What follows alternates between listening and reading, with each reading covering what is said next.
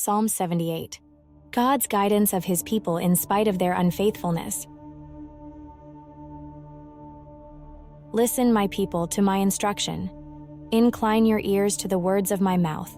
I will open my mouth in a parable. I will tell riddles of old, which we have heard and known, and our fathers have told us.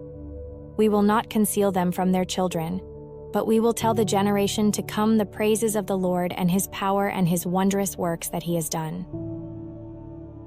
For he established a testimony in Jacob and appointed a law in Israel, which he commanded our fathers that they were to teach them to their children, so that the generation to come would know, the children yet to be born, that they would arise and tell them to their children, so that they would put their confidence in God and not forget the works of God, but comply with his commandments, and not be like their fathers, a stubborn and rebellious generation, a generation that did not prepare its heart and whose spirit was not faithful to God. The sons of Ephraim were archers equipped with bows, yet they turned back on the day of battle. They did not keep the covenant of God and refused to walk in his law. They forgot his deeds and his miracles that he had shown them. He performed wonders before their fathers in the land of Egypt in the field of Zoan. He divided the sea and caused them to pass through, and he made the waters stand up like a heap. Then he led them with the cloud by day, and all the night with a light of fire. He split the rocks in the wilderness and gave them plenty to drink like the ocean depths. He brought forth streams from the rock and made waters run down like rivers. Yet they still continued to sin against him, to rebel against the Most High in the desert. And in their heart they put God to the test, by asking for food that suited their taste. Then they spoke against God.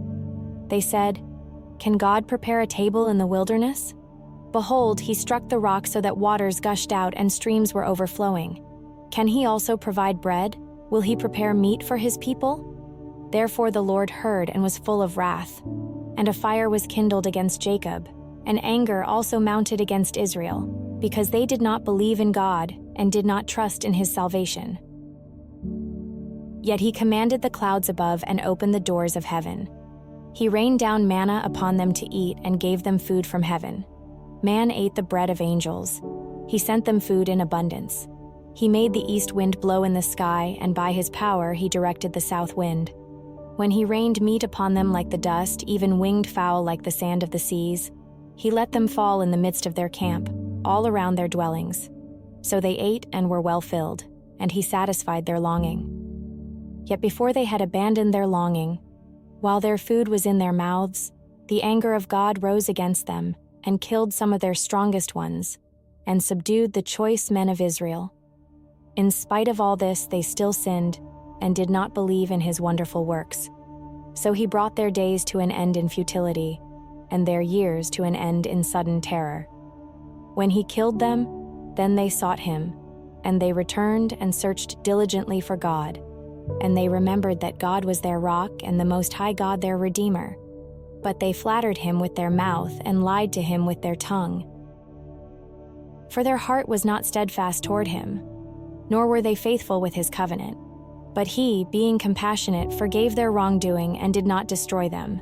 And often he restrained his anger and did not stir up all his wrath. So he remembered that they were only flesh, a wind that passes and does not return. How often they rebelled against him in the wilderness and grieved him in the desert. Again and again they tempted God and pained the Holy One of Israel. They did not remember his power, the day when he redeemed them from the enemy, when he performed his signs in Egypt and his marvels in the field of Zoan, and turned their rivers to blood and their streams, so that they could not drink. He sent swarms of flies among them that devoured them, and frogs that destroyed them. He also gave their crops to the grasshopper and the product of their labor to the locust. He destroyed their vines with hailstones and their sycamore trees with frost. He also turned their cattle over to the hailstones and their herds to bolts of lightning. He sent his burning anger upon them, fury and indignation and trouble, a band of destroying angels. He leveled a path for his anger. He did not spare their souls from death, but turned their lives over to the plague and struck all the firstborn in Egypt, the first and best of their vigor in the tents of Ham. But he led his own people out like sheep, and guided them in the wilderness like a flock. He led them safely, so that they did not fear. But the sea engulfed their enemies. So he brought them to his holy land, to this hill country which his right hand had gained. He also drove out the nations from them and apportioned them as an inheritance by measurement, and had the tribes of Israel dwell in their tents. Yet they tempted and rebelled against the Most High God, and did not keep his testimonies, but turned back and acted treacherously like their fathers. They turned aside like a treacherous bow, for they provoked him with their high places and moved him to jealousy with their carved images. When God heard them, he was filled with wrath, and he utterly rejected Israel, so that he abandoned the dwelling place at Shiloh, the tent which he had pitched among people, and he gave up his strength to captivity and his glory into the hand of the enemy. He also turned his people over to the sword and was filled with wrath at his inheritance.